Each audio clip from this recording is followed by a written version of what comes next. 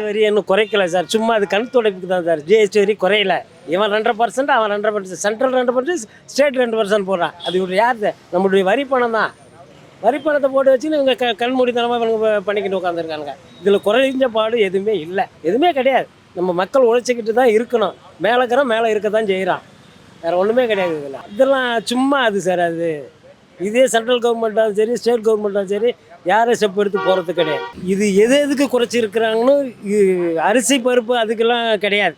மீதி கொஞ்சம் இந்த தேவையில்லாத பொருள், காரு, நம்மளுக்கு தேவையில்லாத பொருள், அதெல்லாம் ஒரு மிடில் ஃபேமிலிக்கு தேவையில்லாத பொருள் தான் அது. ஒரு பணக்காரனுக்கு அது தேவைப்படுது, மிடில் ஃபேமிலி தேவை, அதில் தான் குறைச்சிருக்காங்க. மீதி எதுவும் குறைக்கல. ஒரு சமையல் கேஸ் குறைச்சிருக்கணும், அரிசிக்கு குறைச்சிருக்கணும், பருப்பு குறைச்சிக்கணும்.